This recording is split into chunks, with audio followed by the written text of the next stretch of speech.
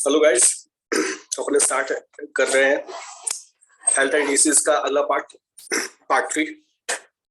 हमने पिछले टर्न पे देखा था इंट्रिंसिक फैक्टर्स और एक्सटेंसिव फैक्टर्स दोनों ही रिस्पॉन्सिबल हो सकते हैं किसी भी डिसीज के लिए। यहाँ पे आपके साइड में एक बच्चा दिख रहा है। ये ऐसे बच्चे आपने देखे होंगे अपने सोसाइटी में। अगर आपने आसपास नहीं देखे होंगे तो कहीं ना कहीं जरूर देखे होंगे, टीवी पे देखे होंगे। इस बच्चे को एक जेनेटिक डिसीज है जिसे बोल रहे हैं डाउन सिंड्रोम। और डाउन सिंड्रोम होता है 21st नंबर का जो क्रोमोसोम होता है। आपको पता होना चाहिए कि हमारे एक सेल के अंदर 23 पेयर्स होते हैं क्रोमोसोम के। 23 पेयर्स बोले तो 46 क्रोमोसोम्स। तो जो 21st पेयर होता है क्रोमोसोम्स का, ठीक है, जिसे ऑटोसोम बोलते हैं, उस 21st पेयर में जब एक क्रोमोसोम एक्स्ट्रा हो जाता है तो डाउन सिंड्रोम जैसा बीमारी होता है। तो ये जो बच्चा है यहाँ पे डाउन सिंड्रोम से अफेक्टेड है। देख रहे हो इसका फेस जो है एक मंगोलियन फेस है। ये मेंटली स्लो होता है, एग्रेसिव ज्यादा होता है, राइट। हार्ट की प्रॉब्लम्स हमेशा इनको बनी रहती है और इनका लाइफ स्पैन भी कम होता है। तो आपने देखा इंट्रिंसिक फैक्टर की वजह से है। और इंट्रिंसिक फैक्टर में भी कौन सा फैक्टर है? Genetic disorders. यहाँ पे एक्सटेंसिव फैक्टर से रिलेटेड एक डायग्राम मैंने दिया है। आप आसानी समझ सकते हैं कि मैंने किस सेक्शन की बात की है। इंटॉक्सिकेंट्स की बात की है, क्योंकि ये टोबैको स्मोकिंग की वजह से जो एडवर्स इफेक्ट्स एक इंसान के अंदर हो सकते हैं उसको दिखाया गया है। आप सभी को पता है कि जो लोग चैन स्मोकर्स होते हैं उनके होंठ जो है वो क्या हो जाते हैं? काले हो जाते हैं। तो होठों पे इफेक्ट होगा। फिर जो पहला पार्ट है ये जिसे बोलते हैं ट्रैकिया, जहाँ पे कि वोकल कार्ड होता है, इस वाले पार्ट में काफी ज्यादा कफ जमा होने लग जाता है, राइट। तो बार बार वो खांसेगा। फिर फेफड़े इफेक्ट होते हैं, बड़ी बुरी तरीके से फेफड़े इफेक्ट होते हैं। तो आप देख रहे हो 7 नंबर पे ये फेफड़ों के ऊपर दिखाया हुआ है। तो फेफड़े बहुत बुरी तरीके से इफेक्ट होते हैं। फेफड़ों में जो है ड्राइनेस आती है और फेफड़े जो है फैलना और सिकुड़ना यानी कि कॉन्ट्रैक्शन और फ्लेक्शन भी कम कर देते हैं। तो ये सारे के सारे जो एडवर्स इफेक्ट्स हो सकते हैं टोबैको स्मोकिंग की वजह से, तो वो सारे इसमें दिए हुए हैं। Next, types of diseases. तो हमें यहां से बेसिकली देखना था। तो types of diseases on the basis of birth. कुछ डिसीज ऐसी होती हैं जो कि बर्थ के साथ नहीं होती है। जैसे पीछे स्लाइड पे हमने जो देखा था डाउन सिंड्रोम, तो डाउन सिंड्रोम बर्थ के साथ उस बच्चे में होगी, ठीक है। तो ऐसे डिसीज को क्या बोलते हैं? Congenital disease, right. Congenital disease बोलते हैं। और ऐसे डिसीज बर्थ के साथ में होती है। दूसरी टाइप की डिसीज ऐसे होती है जो कि बर्थ होने के बाद में इंसान की बॉडी एक्वायर करती है। तो ऐसे डिसीज जो है एक्वायर्ड डिसीजेस कहलाती है, राइट। तो एक्वायर्ड डिसीजेस किन फैक्टर की वजह से होगी? एक्वायर्ड डिसीजेस जो है वो एक्सटेंसिव फैक्टर्स की वजह से होती है। ज्यादातर एक्सटेंसिव फैक्टर्स की वजह से होती है। कुछ कुछ जो है इंट्रिंसिक फैक्टर्स की वजह से भी हो सकती है, लेकिन ज्यादातर जो एक्वायर्ड डिसीजेस होती है वो एक्सटेंसिव फैक्टर्स की वजह से होती है, राइट। अगर आप एक्वायर्ड डिसीजेस को देखें तो ये दो तरीके से डिवाइडेड है। मींस ऑफ ट्रांसमिशन के बेसिस पे, कम्युनिकेबल और नॉन कम्युनिकेबल। तो कम्युनिकेबल डिसीजेस ऐसी डिसीजेस होती है जो कि एक अनहेल्दी पर्सन से हेल्दी पर्सन में फैल सकती है। वो फैल सकती है किसी न किसी नॉन लिविंग ट्रांसमिशन मीडियम के थ्रू, जैसे एयर हो गया, वाटर हो गया, उसके थ्रू फैल सकती है, या किसी लिविंग इंसेक्ट के थ्रू भी फैल सकती है, जिसको हम वेक्टर बोलते हैं। नॉन कम्युनिकेबल डिसीजेस कैसी होती हैं? जो कि एक पर्सन तक ही रहती है, दूसरे पर्सन में वो किसी भी तरीके से फैलती नहीं है। यस, तो हम यहाँ पे कम्युनिकेबल और इन्फेक्शियस डिसीजेस देखने वाले हैं। कम्युनिकेबल इन्फेक्शियस डिसीजेस को देखने से पहले हमें दो टर्म्स को अच्छे तरीके से समझना होगा। पहला तो पैथोजन और दूसरा है वेक्टर और या मीन्स ऑफ ट्रांसमिशन। तो पैथोजन क्या होता है? पैथोजन मेन कॉज होता है डिसीज का, जिसकी वजह से डिसीज होती है। जैसे बैक्टीरिया, फॉर एग्जांपल एक बैक्टीरिया होता है क्लोस्ट्रीडियम टिटेनी, जो कि टिटेनस पैदा करता है ना। क्लोस्ट्रीडियम टिटेनी आप सभी को हमेशा ध्यान रखना होगा कि टिटेनस जो है एक वायरल डिसीज नहीं है, एक बैक्टीरियल डिसीज है। कई बार आपको कंफ्यूज करने के लिए पूछ सकते हैं कि tetanus is which kind of disease, और आप गलती से अगर वायरल डिसीज मार के आते हो तो गलत हो जाएगा। क्लॉस्ट्रिडियम टिटेनिक नाम के बैक्टीरिया से टिटेनस होता है। तो यहाँ पे बैक्टीरिया क्या है, मेन कॉज ऑफ डिसीज है ना, इसे पैथोजन बोलते हैं। फिर आप देखिए वेक्टर्स, वेक्टर्स यानी कि इंसेक्ट्स हो गए, इंसेक्ट्स लाइक आप कह सकते हैं मक्खी, मच्छर, है ना, डोमेस्टिक फ्लाई, मॉस्किटोस, ये सारे जो है वेक्टर्स हो सकते हैं। चूहे, कॉकरोच, ये सारे वेक्टर्स हैं डिसीज के। ये डिसीज को जो है ये खुद तो बीमार नहीं होते लेकिन दूसरे को जरूर बीमार कर सकते हैं। ये वेक्टर होते हैं, कैरियर होता है डिसीज के, एक अनहेल्दी पर्सन से हेल्दी पर्सन तक डिसीज को ले जाते हैं।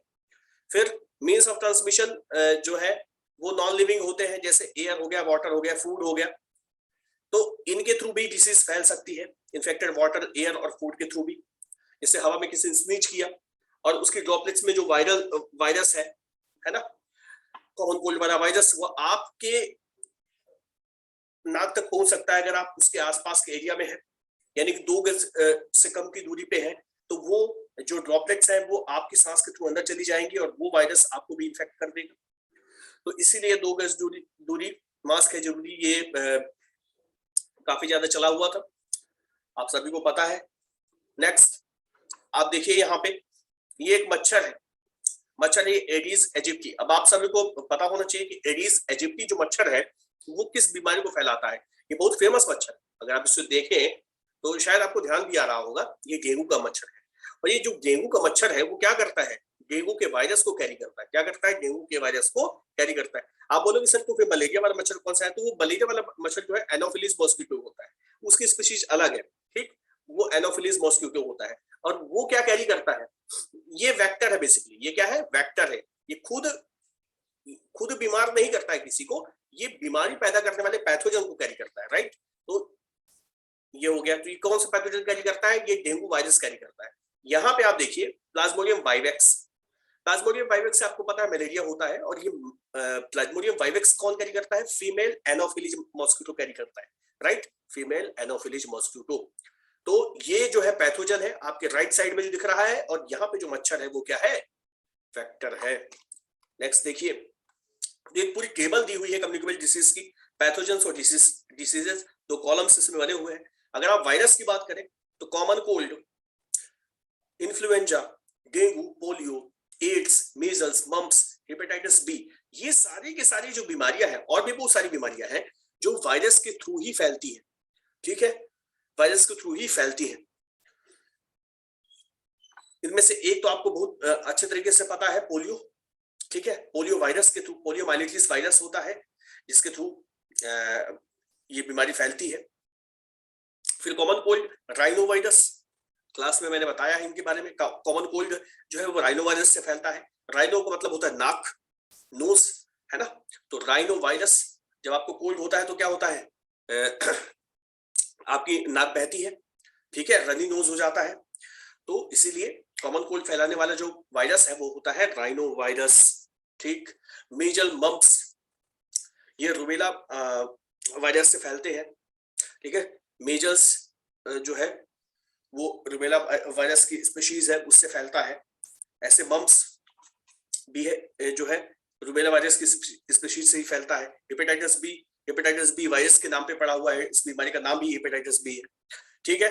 यस, आगे बैक्टीरिया देखिए, बैक्टीरिया जो से जो बीमारियां फैलती हैं, टाइफाइड हो गया, कॉलरा हो गया, TB, anthrax, tetanus, food poisoning. यहाँ पे मैंने टीबी और टिटेनस को स्पेशली मेंशन किया है क्योंकि आपके नीट एग्जाम्स तक में जो है टीबी और टिटेनस को लेकर के क्वेश्चन पूछे जाते हैं कि टीबी, ऐसा पूछा जाता है कि TB is caused by virus और बैक्टीरिया, तो कई लोग जो है तो वायरस मार के चले आते हैं, जबकि टीबी जो है वो माइकोबैक्टीरियम ट्यूबरकुली नाम के बैक्टीरिया से होता है, ठीक है। फिर टिटेनस की अगर बात करिए आप, तो टिटेनस भी जो है, तो मैंने पिछले स्लाइड में ही बात की थी, क्लोस्ट्रिडियम टिटेनी से होता है ना। इसको लॉक जॉ डिसीज बोलते हैं। इस बीमारी में जो है तो आपके जबड़े जो है लॉक हो जाते हैं, खुलते नहीं है, राइट। कुछ भी आपके अंदर जाता नहीं है, केवल लिक्विड डाइट पे आप जिंदा रहते हो। तो ये बड़ी खतरनाक बीमारी है, इसके लिए जो है वैक्सीनेशन अवेलेबल है। नेक्स्ट फंजाई, तो रिंग वॉर्म एथलीट्स फुट, ये डिसीजेस फंजाई के थ्रू होती है। फंजाई यहाँ पे पैथोजन है। प्रोटोजोआ से फैलने वाली कुछ बीमारियां जैसे मलेरिया देख लीजिए, काला आजार, अमीबिक डिसेंट्री, ठीक है, पेचिस जिसको बोलते हैं अमीबिक डिसेंट्री, है ना, स्लीपिंग सिकनेस। ये काला आजार और स्लीपिंग सिकनेस ये अफ्रीका में ज्यादा डिसीजेस फैलती है, बहुत ज्यादा फैलती है, गर्म जगहों पे फैलती है, ट्रॉपिकल जगहों पे फैलती है। तो काला आजार एंड स्लीपिंग सिकनेस ये प्रोटोजोआंस के थ्रू फैलती है। प्रोटोजोआंस मेन इसके क्या है, प्रोटोजोआंस मेन इसके पैथोजन है, लेकिन वेक्टर क्या होता है, तो काला आजार और स्लीपिंग सिकनेस जो है ये फ्लाइज के थ्रू, है ना, इंसेक्ट्स के थ्रू एक अनहेल्दी पर्सन से हेल्दी पर्सन में जाते हैं। फिर वॉर्म्स की बात कीजिए तो वॉर्म्स में एस्केरियासिस, कीनियासिस और एलिफेंटियासिस ये वॉर्म्स के थ्रू होते हैं। जैसे एक फाइलेरिया जो है, फाइलेरिया वॉर्म जो है वो एलिफेंटियासिस फैलाता है। ऐसे एस्केरिस जो है वो भी एक वॉर्म है, राउंड वॉर्म होता है, और आपकी जो इंटेस्टाइन में जो इन्फेक्शन होता है वो जनरली एस्केरिस की वजह से होता है। नेक्स्ट, नॉन कम्युनिकेबल डिसीजेस देखिए, तो नॉन कम्युनिकेबल डिसीजेस जो होती है, ऐसी डिसीजेस होती है कि एक पर्सन तक सीमित रहती है। लेकिन नॉन कम्युनिकेबल डिसीजेस किस टाइप की हो सकती है, जैसे body part malfunctioning, body part अगर कोई गलत तरीके से काम करने लग जाए तो उसकी वजह से क्या हो सकता है, ये डिसीज हो सकती है। जैसे कार्डियक फेलियर, कार्डियक फेलियर कैसे हो सकता है कि अगर आपके हार्ट के अंदर हार्ट का जो पेस मेकर अगर खराब हो जाए तो सिग्नल जनरेट होना बंद हो जाएगा, जिससे हार्ट बीट करना बंद कर देगा। तो ये क्या है, बॉडी का एक पार्ट है जो कि मेल फंक्शन करना शुरू कर दिया। आपकी किडनी अचानक से एज ज्यादा होने की वजह से कई लोगों की किडनी अच्छे तरीके से काम नहीं कर पाती, तो फिर क्या हो जाएगा, ये बॉडी पार्ट मेल फंक्शनिंग हो रहा है। एपिलेप्सी होता है मिर्गी, ठीक है, सिग्नल जो है वो अच्छे से ट्रांसफर नहीं हो पा रहे हैं नर्व्स के अंदर, तो एपिलेप्सी हो सकती है, राइट। फिर हार्मोनल डिसऑर्डर, मान लीजिए हार्मोन ज्यादा छूटने लग जाए आपकी एंडोक्राइन ग्लैंड से, या कम सिक्रीट होने लग जाए, तो उससे क्या हो जाएगा, उससे हार्मोनल डिसऑर्डर होगा। जैसे ड्वार्फिज्म, कई लोगों को आपने देखा होगा कि बहुत छोटे कद के होते हैं, सर्कस में आपने स्पेशली देखा होगा ड्वार्फ्स। और ये जो ड्वार्फिज्म होता है वो किसकी वजह से होता है, ग्रोथ हार्मोन अगर कम सिक्रीट होता है, और अगर ज्यादा सिक्रीट हो गया तो क्या हो जाता है, जाइजेंटिज्म, कद बहुत ज्यादा लंबा हो जाता है, हड्डियां कमजोर हो जाती है, बहुत तकलीफ होती है उस केस में भी। फिर एडिसन्स डिसीज, इसके बारे में आप लोग अगली क्लास में काफी अच्छे तरीके से पढ़ोगे। बाकी जो ऐसे हार्मोन्स होते हैं हमारे एड्रेनालिन ग्लैंड से छूटने वाले हार्मोन जो है उसकी वजह से होता है, वो हार्मोन बेसिकली मिनरलोकॉर्टिकॉइड होता है, ठीक है, जो हमारे शरीर में मिनरल्स के अमाउंट को क्या करता है, रेगुलेट करता है। अगर वो कम सीक्रेट होता है तो ये डिसीज होती है, एडिसन्स डिसीज होती है। तो ये सारी चीजें हैं। फिर जेनेटिक डिसऑर्डर, जेनेटिक डिसऑर्डर में क्या है, सिकल सेल एनीमिया। ये क्या है, जीन्स में अगर कोई दिक्कत हो जाए, आपकी जीन्स में गड़बड़ी आ जाए, तो उसकी वजह से ये डिसऑर्डर्स होते हैं। जीन्स आपको पता है, जीन्स आपके क्रोमोसोम का एक पार्ट होता है, क्रोमोसोम में भी डीएनए का पार्ट होता है। तो ये बातें हैं। सिकल सेल एनीमिया, इसमें आपकी आरबीसी कैसे हो जाती है, सिकल्स जैसी हो जाती है, हंसी जैसी हो जाती है। हीमोफीलिया, इसमें जो है ब्लड लगातार बहता ही रहता है, क्लॉटिंग हो नहीं पाती है प्रॉपर, क्योंकि एक ब्लड क्लॉटिंग प्रोटीन की कमी होती है, जिसको एक्समस फैक्टर भी बोलते हैं। बाल्डनेस, बाल झड़ना, कई बार ये जेनेटिक डिसीज भी हो सकती है, राइट, जेनेटिक डिसीज भी हो सकती है बाल्डनेस, यस। फिर इम्यूनिटी सिस्टम डिसऑर्डर, तो कई बार आप देखते हैं कई लोगों का इम्यूनिटी सिस्टम बहुत ज्यादा रिएक्टिव होता है। अगर उनको थोड़ा भी धूल, पोलन ग्रेन्स, भूसा, कुछ भी अगर उनके नाक के नजदीक आ गया तो उनको बहुत ज्यादा छींक आने लग जाती है, उनका नाक लाल हो जाती है, रनी नोज हो जाता है, फीवर आ जाता है, परेशान हो जाते हैं वो लोग। तो एलर्जी, अस्थमा, एस्टोफिलिया, ये सारी क्या है, इम्यूनिटी सिस्टम डिसऑर्डर्स वाली डिसीज है। तो ये सारी के सारी जो है वो नॉन कम्युनिकेबल डिसीज है, मतलब अगर किसी को है तो उसके आसपास वाले लोग अफेक्ट इससे नहीं होंगे, ठीक है, वो वहीं तक सीमित रहेगी। Next, types on the basis of duration, तो कोई डिसीज अगर कम टाइम के लिए रहती है उसके बाद ठीक हो जाती है तो उसको क्या बोलते हैं, एक्यूट डिसीज। जैसे कॉमन कोल्ड, कम समय के लिए, एक हफ्ते के लिए रहता है, बुखार आएगी, आपको परेशान होगी, लेकिन ठीक हो जाएगी। फिर क्रॉनिक डिसीज, ऐसी डिसीज जो लंबे समय तक रहती है, तो ऐसी डिसीज क्या है, कैंसर, है ना, लंबे समय तक रहती है। और इवन डिसीज के खत्म होने के बाद में, डिसीज के क्योर होने के बाद भी लंबे टाइम तक आपको रिकवर करने में लगता है, आपकी बॉडी को वापस से नॉर्मल होने में भी लंबा टाइम लगता है। तो ये बीमारी है कैंसर। अब देखिए यहाँ पर मैंने जो फिगर बनाया हुआ है, तो क्या आप ये जज कर सकते हैं कि ये कौन सा कैंसर मैंने दिखाया हुआ है। आप देख रहे हैं यहाँ पे ब्लड स्ट्रीम है, और ब्लड स्ट्रीम में कैंसर सेल है, तो ये कौन सा कैंसर होगा बताइए, अगर आप समझ पा रहे हो तो। ये कैंसर होता है ब्लड कैंसर, और ब्लड कैंसर बेसिकली क्या होता है, WBC, व्हाइट ब्लड सेल्स का अमाउंट आपके ब्लड में लिमिटेड होता है। मतलब 1 डेसीलीटर अगर ब्लड है, यानी एक बूंद के बराबर ब्लड में लगभग 6000 to 8000 WBC होती है। और अगर इस अमाउंट, इससे अगर बहुत ज्यादा होने लग जाए, लैक्स में आने लग जाए, मतलब आपके ब्लड में क्या हो गया है, आपका ब्लड जो है उसमें ल्यूकोसाइट से WBC बढ़ जाने की वजह से क्या हो जाता है, ब्लड कैंसर हो जाता है, राइट। और आपका ब्लड जो है वो फिर रेड के बजाय उसका कलर क्या होने लग जाता है, डीम होने लग जाता है, हल्का सा व्हाइटिश कलर होने लग जाता है, राइट। तो ये क्रॉनिक डिसीज का एक एग्जांपल है। ऐसी क्रॉनिक डिसीज और कौन सी है, एड्स भी एक क्रॉनिक डिसीज है। Next, reducing the effect of disease. देखिए प्रिंसिपल ऑफ ट्रीटमेंट यहाँ पे, अब अगर आप किसी डॉक्टर के पास जाते हैं तो डॉक्टर किन किन स्टेप्स को फॉलो करेगा आपको ठीक करने के लिए। तो सबसे पहले तो वो सिम्टम्स देखेगा, ठीक है, आपके सिम्टम्स देखेगा और सिम्टम्स के बेसिस पे वो लिखेगा कि आपको कौन सा टेस्ट कराना है। लेकिन इस बीच जब तक टेस्ट रिपोर्ट आ नहीं जाती है तो आप परेशान तो रहते ही हैं, ठीक है, क्योंकि जो सिम्टम्स आते हैं वो सिम्टम्स क्या होते हैं, बुखार होता है, खराश होती है, और आपको सर दर्द होता है, ठीक है, या फिर आपको लूज मोशन हो रहे होते हैं। तो ये सारे सिम्टम्स बड़े आपको डिस्कम्फर्ट में डाल देते हैं। तो इन सिम्टम्स से आपको बचाने के लिए डॉक्टर कुछ मेडिसिन लिखता है ताकि आपको टेम्पररी रिलीफ हो जाए। तो इसको सिम्प्टोमेटिक ट्रीटमेंट भी बोलते हैं, है ना, क्योंकि इसमें क्या कर रहा है डॉक्टर, आपके डिस्कम्फर्ट को कम कर रहा है, ठीक है, ईज करने की कोशिश कर रहा है। दूसरा स्टेप, अब डॉक्टर को भी पता है कि जैसे ही रिपोर्ट आती है तो उसको एग्जैक्ट रीजन पता चल जाता है साइंस के बेसिस पर कि यार ये डिसीज कौन सी है, ठीक है। और जब डिसीज पता चल जाती है तो फिर काम क्या होता है, डॉक्टर वो मेडिसिन लिखता है जो उस पैथोजेंस को मारने के काम में आएंगी, ठीक है। तो अगर आपको कोई बैक्टीरियल डिसीज है तो आपको एंटीबायोटिक लिखेगा, और अगर आपको वायरल डिसीज है तो एंटीवायरल ड्रग्स देगा। आपको अगर मलेरिया है तो कुनैन देगा, कुनैन वाली गोलियां देगा। तो ये सारी जो स्पेसिफिक ड्रग है स्पेसिफिक बीमारी के लिए वो फिर इस स्टेज में दी जाती है, क्योंकि डॉक्टर को पता है कि ये सिम्टम्स है, अगर आपके अंदर पैथोजन रहेगा तब तक सिम्टम्स दिखेंगे, तो फिर वो फाइनल ट्रीटमेंट यानी कि killing the cause of disease उस पे आता है।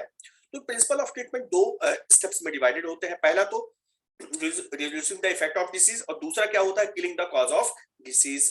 यस, नेक्स्ट, आप सभी से मेरा ये क्वेश्चन है कि क्या एंटीवायरल ड्रग्स जो है, एंटीवायरल ड्रग्स की जगह पे क्या हम एंटीबायोटिक यूज कर सकते हैं किसी वायरस वाले केस में, ठीक है, वायरस को खत्म करने के लिए क्या हम एंटीबायोटिक यूज नहीं कर सकते हैं, बताइए।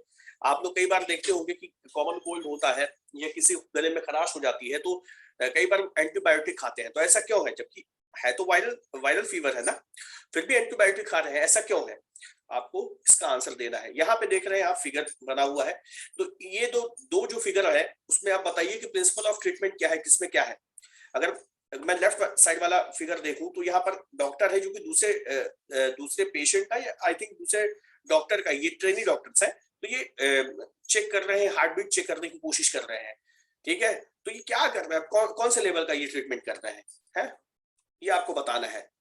ये पहला स्टेप कर रहे हैं reducing the effect of disease, इस पे ये काम कर रहे हैं, या killing the cause of disease, तो ये आपको बताना है। दूसरे वाले में देखिए, दूसरे वाले में पेशेंट की हालत बहुत खराब है, डॉक्टर जो है तो जो है इनके चेस्ट को पंप कर रहा है, तो और दूसरा डॉक्टर जो है तो प्रॉपर मशीन को सेट कर रहा है ना, वो भी अपनी तरफ से मदद कर रहा है दूसरे डॉक्टर की। तो ये हो क्या रहा है यहाँ पर, कौन सा प्रिंसिपल ऑफ ट्रीटमेंट हो रहा है। तो दूसरा वाला जो फिगर है उसमें आपको पता है कि killing the cause of disease, ये वाला काम हो रहा है, और जो पहले वाले में क्या हो रहा है, reducing the effect of disease, ये पता कर रहे हैं कि सच में बीमारी है भी कि नहीं है।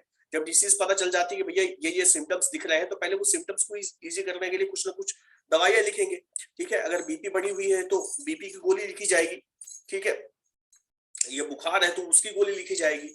Yes, next, principle of prevention, आपको पता है कि prevention is always better than cure. तो प्रिवेंशन के कौन कौन से तरीके हो सकते हैं, तो दो तरीके होते हैं, एक जेनरिक वे होता है और एक स्पेसिफिक वे होता है। जेनरिक वे क्या है, जेनरिक वे वो है जो आसान तरीका है जो कि हर कोई कर सकता है, जैसे सैनिटेशन, आप साफ सफाई रखिए, वॉशरूम्स साफ रखिए, है ना, जो फ्लोर होते हैं उनको साफ रखिए, और अगर आप पब्लिक प्लेसेस पे जाते हैं तो आप उम्मीद करते हैं कि वहां पे जो है साफ सफाई होगी, चाहे सिनेमा हॉल्स हो, चाहे ट्रेन हो, चाहे बस हो, है ना, बस स्टैंड हो, हर जगह पे आपको रोड साइड जो होटल्स होते हैं वहां पे, जहां पे भी आप जाएंगे तो आप उम्मीद करते हैं कि वहां पे साफ सफाई आपको देखने को मिले, गंदगी ना रहे, ठीक है। यस। दूसरा वेक्टर इरेडिकेशन, आप देखते होंगे नगर निगम की गाड़ियां आती हैं और कई बार जो है तो वो नालियों में छिड़काव करती है डीडीटी। आजकल डीडीटी तो बंद हो गया है, दूसरे टाइप के जो दवाइयां हैं वो छिड़की जाती है, कई बार मिट्टी का तेल डाल दिया जाता है, ठीक है। तो आप सभी को बता दें मिट्टी का तेल क्यों डाला जाता है, उससे क्या होता होगा। डेफिनेटली वहां उससे जो है तो मलेरिया फैलाने वाला जो एनोफिलीज मॉस्किटो है वो काफी नंबर्स में कम हो जाते हैं। अगला है स्टरलाइजेशन। आपने देखा होगा कि डॉक्टर जो है वो इंजेक्शन लगाने के पहले उसको क्या करते हैं, प्रॉपर ये देखते हैं कि स्टरलाइज्ड है कि नहीं है, ठीक है। कई बार सर्जरी करने के पहले जो सर्जिकल इंस्ट्रूमेंट्स होते हैं उनको एकदम से स्टरलाइज किया जाता है ना, उनको प्रॉपर क्लीन किया जाता है ताकि उसमें उनमें कोई भी बैक्टीरिया वायरस ये सब ना हो, राइट। फिर आइसोलेशन, जो भी मरीज है, मरीज को अगर कम्युनिकेबल डिसीज है तो उसके आसपास जो है ना के लोगों को ये बोला जाता है कि आप इनके नजदीक ना रहे, इनको अलग रहने दें ताकि आप तक बीमारियां ना फैले। तो आइसोलेशन ये तो आपने देखा ही होगा, इस कोविड में ये तो बहुत ही कॉमन तरीका था, बहुत ही बार आपने सुना होगा इसको, इससे कई लोग परेशान भी हुए हैं काफी ज्यादा। एजुकेशन, तो लोगों को एजुकेट करना। अब यहाँ पर क्या किया जा रहा है, कोरोना वायरस के बारे में जानकारियां न्यूज चैनल्स में दी जाती थी, न्यूज़पेपर्स में दी जाती थी, तो क्या किया जा रहा था, एजुकेट किया जा रहा था। जब आपके पास में अवेयरनेस होगी तो आप उन सारी स्टेप्स को फॉलो करोगे। जब तक आपके अंदर अवेयरनेस नहीं होगी तो आप क्या करोगे, डरोगे, ठीक है। कोई कुछ बोल रहा है, कोई कुछ बोल रहा है, आप उसके बोलने पे जाओगे और जो है तो ना तो आप वैक्सीन दोगे और ना ही खुद भी वो सारे प्रिवेंटिव मेजर्स ले पाओगे जिससे कि आप बचे रह सको। कई लोगों को तो बीमारी इस वजह से भी लग गई क्योंकि उनके अंदर जबरदस्ती कॉन्फिडेंस था कि हमें कुछ नहीं होगा, ये बीमारी जो है एक नाटक है, नौटंकी है, इसके लिए एजुकेट किया गया, ठीक है। तो व्हाट्सएप पे एजुकेशन नहीं मिलती है, एजुकेशन तो मिलती है किस पे, न्यूज चैनल्स पे या फिर आपको पेपर्स पे मिलती है। आपको उन पे ट्रस्ट करना चाहिए, बड़े बड़े डॉक्टर्स जो उस बीमारी को देख रहे हैं उन पे आपको ट्रस्ट करना चाहिए। अगला क्या है, प्रॉपर एंड सफिशिएंट फूड। तो ये सारी स्टेप्स के अलावा क्या जरूरी है, आपकी बॉडी को नरिशमेंट जब मिलेगा तभी तो बॉडी एंटीबॉडीज बना पाएगी, ठीक है। एंटीबॉडीज बनाने के लिए एनर्जी, न्यूट्रिशन, ये सारी चीजें कहाँ से मिलेंगी, फूड से मिलेगी। तो फूड जो है आपको एनर्जी देता है, ठीक है, और आपके इम्यूनिटी सिस्टम को भी बेहतर रखता है, अच्छी स्टेट में रखता है। तो ये सारे जेनरिक वे हो सकते हैं किसी भी डिसीज से प्रिवेंट करने के, लेकिन स्पेसिफिक वे क्या है। कई बार इन सारे तरीकों को रखने के बाद भी बीमारी लग सकती है अगर वो बहुत ज्यादा कम्युनिकेबल है।